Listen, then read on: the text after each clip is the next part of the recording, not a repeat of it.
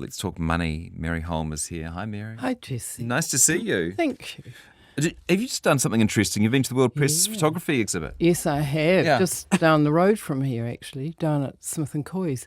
I don't know what they're going to do in subsequent years when that's no longer there, actually, but the store is no longer there. But, gosh, some compelling pictures.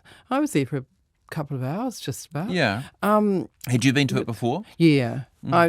Usually it's on often during the film festival, so if you've got an hour or two between movies at the Civic or something like that, you it's a just good idea, pop over the road and go and look at the pictures. But they're it's quite depressing in a way. I mean, a lot of them are either photos from wars or they're environmental disasters. Yeah. Or when you walk If it's news, it tends to be fairly tragic or dramatic. Yeah. That's true. And as a lifelong newspaper journalist, I always say to people who say, the newspapers are full of, and the media are full of bad news, I say the day the media is full of good news, because that's the unusual, we're in big trouble. Yeah. But Right. A very arresting photo when you walk in of a grandfather in one of the islands in Fiji and his grandson standing in the water where it was formerly the land, and they're up to their sort of shoulders in the water because the water's rising, and it's, you go, whoa, what's this about, and a lot of other really wonderful photos. I do recommend it. Someone actually capturing with their camera something that we know at an abstract level is true. We know the theory of, but actually see it like that is quite confronting. And they have little stories about them. And another one I really remember was in Mexico, people trying to get across the border into America, and some of them are riding on top of the freight trains, and there's a guy sort of jumping from one carriage of the freight train to another. He's caught in midair jumping, and the caption says that a lot of them die doing that. It's some very arresting images. Yes, as I say, it's not much happy making stuff there, but awfully good. Hey, well, thank you for the review. Anyone who's been thinking about heading along and seeing it. So you, like a few New Zealanders probably, have tax cuts on the mind this week. Yes, I do. And, time was that I made what I'm going to say here shortly, made that kind of statement quite often, because every few years there seem to be tax cuts going on, but there haven't been for ages. And so I thought, gosh, here's everyone's big opportunity to increase their savings for retirement, or perhaps if they want to save for a trip or a car or something. Because what tends to happen when you get tax cuts is that your paycheck comes in and it's bigger, and not hugely bigger. Often it might be $10 more or $20 more or something like that. And at first, the first week or two, this is cool. And then after a while, that's just the status quo, and you continue on, and that's that. But if you use it as an opportunity to increase your savings, it can make a really big difference over the long term. And it's sort of painless, really, because you manage without that money now. And so, assuming you did manage, now I should say people who have lost their jobs or for other reasons are really struggling, I'm not talking to you right now about this, but for those of us people have been holding off for some sort of relief just so they can make ends meet. That's a sort of different scenario, isn't it? Of course, yeah. And there are people out there like that, but I think there are a lot more people who might say, look, I'm having a hard time because of inflation, but they're managing, and so I would suggest that when the tax cuts take effect, it's the end of July, and so just in the next week or two.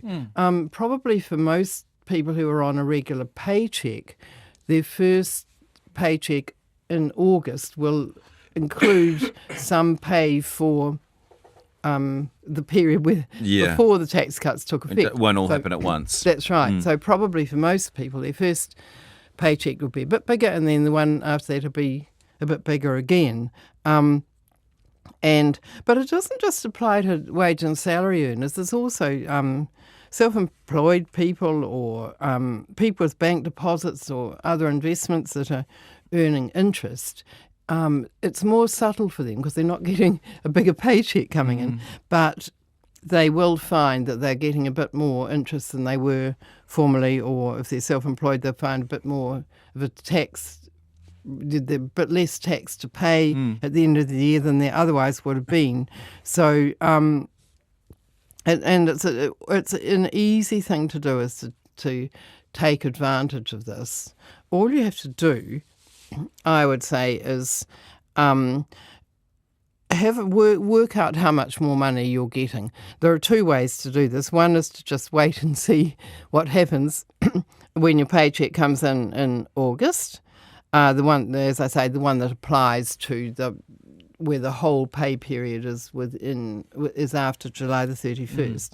But you can go on budget.gov.nz, budget.govt.nz website has got a calculator that tells you can just key in your pay, and it'll tell you how much more money you're likely to have in the pocket after the pay cuts come in. After the tax cuts come in, I should say. And then what I suggest you do, you might want to do that now so you know roughly how much more you're likely to be getting. Set up an automatic transfer of that amount. And look, if you can, it's a wonderful opportunity to just add $5 or $10 more to it as well. You know, you might find that you're going to get $10 more a week.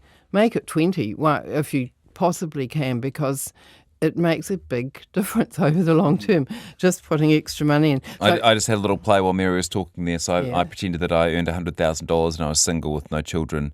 And it says fortnightly saving $40. Yeah. So you would be suggesting then that I think, well, Jessie, you should spend that extra 20 you're going to be getting on perhaps putting it somewhere into savings. Extra 20 a week or 40 a fortnight. Yeah, I mean, you can set it up. You'd probably want me to start putting into KiwiSaver so I don't have to scramble each June to put in $1,000. Jessie, exactly. and then accuse me of not reminding you. Yes, yeah. But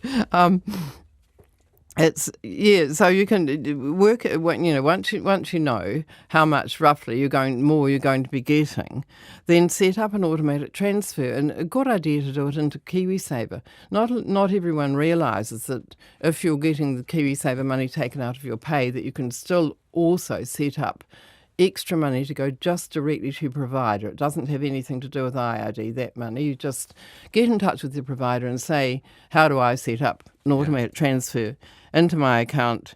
And that should be easy. Or if you want it for something where you're going to need the money sooner, you want access to the money sooner, you could open a non-KiwiSaver account, or you could just put it into a bank savings account.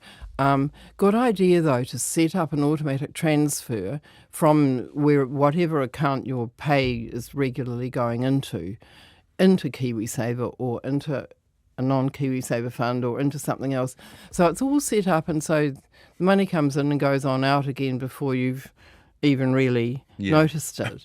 And I just did a few calculations. We don't want to read all of these out, but just if it's just say $10 a week and you're in a conservative KiwiSaver fund, so that's assuming that you get a return of about 4.5% after fees and tax.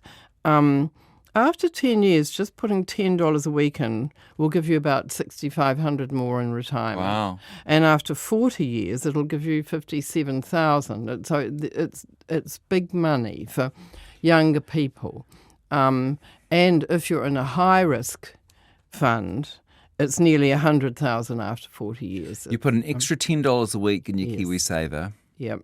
And if you're, let's say, 25 years old, yes, and you put it in a growth fund, that's worth almost $100,000 by the time it retires. That's right. Yeah, which is huge. That makes a big difference as you're going into retirement. And all it costs is $10 a week that you didn't used to have, if that's what your tax cut is. If you're saving $30 a week, you'd multiply that by 3, so that if it's over 40 years in a growth fund, you'd be saving, it's nearly $300,000. It's getting on for $300,000, which is huge. Yeah. Yeah. It's well over $250,000. If you're not in a growth fund, if you're in a lower risk fund, the amounts will be less. But And you still, don't think that's unrealistic to think that somebody might be saving $30 a week with these new tax cuts? that's right. I mean, for some people, and as I was saying a few minutes ago, maybe they're actually going to be saving $20 a week. They add $10 more to it, just out of their ordinary, out of the goodness of their heart, add another $10 to it and make it $30 a week, and then you're making a massive difference. But even just the $10 makes a big difference in the long run, and in the short run, you won't even notice. You've got to note here that the average household gets $60 a fortnight more. Is that with these tax cuts? Yes, that's right. That's what somebody calculated. Yeah. That. Yes. So I really think it's worth doing. If you're not in KiwiSaver or you're not contributing to KiwiSaver, note this, Jessie, then $10 a week will get you even more because it will pick up the government contribution. For those who are not contributing or they're not even in it, then not only are they going to get the return on the KiwiSaver fund, but they're going to get the extra money from the government. So that's going to add even more.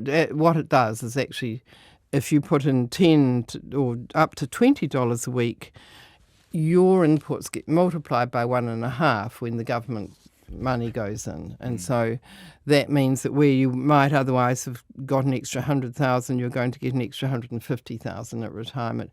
It's fantastic. It's just such a pity for people to be missing out on that. That's I guess a more obvious instruction, that one. I mean, it's more obvious that we'll go to KiwiSaver. Tom's complaining, Mary, that if you put it into KiwiSaver, you're putting yourself under all sorts of restrictions about taking it back out again. Yes, of course. So it suggests that might not be the best place for it. You could put it in a KiwiSaver-like fund. Yes, I did actually mention that 5 minutes ago, but or just bank term deposits. Depending on what you. If you've got a specific plan for the money, then, or another thing would be to put it off your mortgage. Paying off your mortgage would be a really good thing to do as well. Set up extra payments off your mortgage. If you don't need this money, set it aside and give it to charity. I mean, you can set up monthly donations to a charity, and that would be a good way to deal with it. If you've got an extra $10 or $20 coming in a week, set it up as a monthly donation to a charity, and they'll be very happy to have it. So it's Yes, good reminder and good time to think about it before you get too used to that extra money. Yes, don't let yourself. Yeah. We've had a couple of pieces of correspondence, Mary. Do you have time to have a look at those? Yes, I do. This one came in to me, says, Jessie, why does media, this is not related to our previous topic, why does media, including RNZ, report about big lottery jackpots, quite possibly making people spend even more money on lotto than they otherwise would? It would be a good comparison to give to people that if they put that $16 to $20 a week into a managed fund instead of a lottery, how much they would have after, say, 20 or 30 years, instead of quite likely having just tiny little wins here and there with the lottery that quite possibly are just spent to buy more lotto tickets. I think the reporting legitimises lottery as some sort of excellent place to put your money into. Yes. It's probably a fair criticism, isn't it? Yeah, it is. It is. And I would say yes. It was a good email to sort of attach onto what we've just been talking about before, because the same thing applies. If you stop spending money on lotto and instead put it into KiwiSaver or into some other savings account, you are going to once again even over 10 years, even over 5 years for people who are 60, let's say, these small amounts really do add up surprisingly much.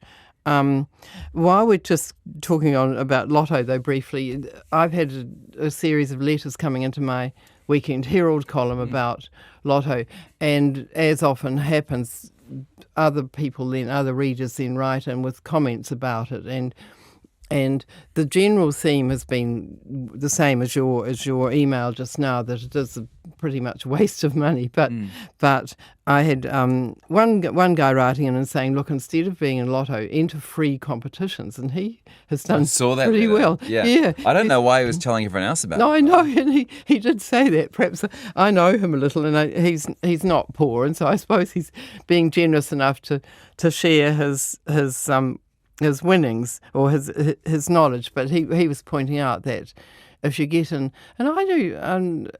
A relative once, a distant relative, was doing that, entering all the competitions, and you do win a lot of things. Yeah. There are websites these days that tell you about what competitions are on, and just keep entering, and you might win a car, and sometimes you just win a movie ticket. But that's all. In defence of fun. people who are playing lotto, Yes. a lot of them wouldn't say, "Hey, I'm doing this just because this is the most rational use of my money. I'm doing it because I want a dream. I want some hope. I want something to get excited about." And that's absolutely true. It's difficult to get excited about transferring $16 to the bank each week. Yes, it is. Yes, I want that $16 thing to be a yawn, boring. Yeah. But you're quite right, and I did have quite a few letters into the column saying, hey, we get a lot of fun out of being in lotto and dreaming about what we might As long as it win. is fun, right? Yes. If it's boring or depressing and you're spending the money and you're not enjoying it, I guess like any sort of addiction or vice, you want to re-examine it. But if you are getting something out of it and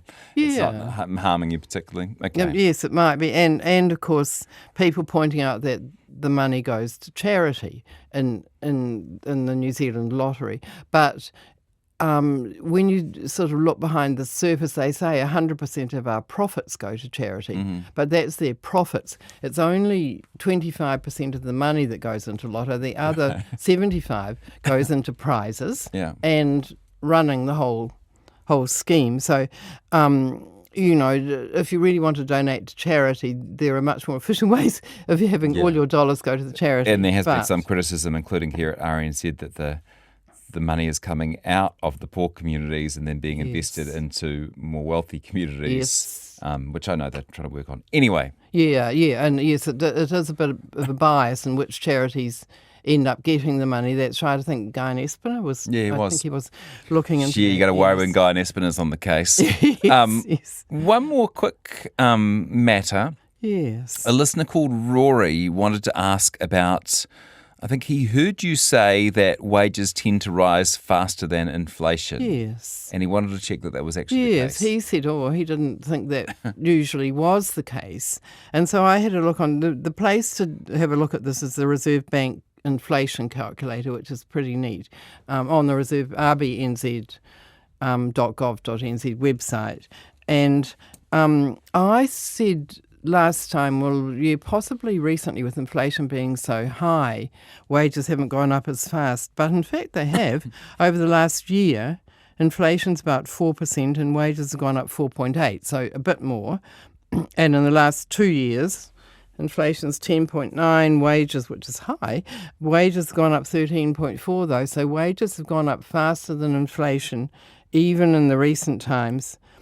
And when you look over 10 years or 40 years, I looked at over 40 years, inflation has gone up 297%, but wages have gone up 435%. So when you look over short and long periods, there's a real tendency for people's pay to go up faster than inflation, and so does New Zealand Super, and so retired people are tending to get, because that tends to rise, or doesn't tend to rise, does rise with wages, and so they rise more than inflation. Got it. So we are continually a little bit better off. We're not going behind because of inflation. Thank you for checking in on that. Pleasure, Jesse. And great to have you in as always. Thanks. Mary Holm, our personal finance expert.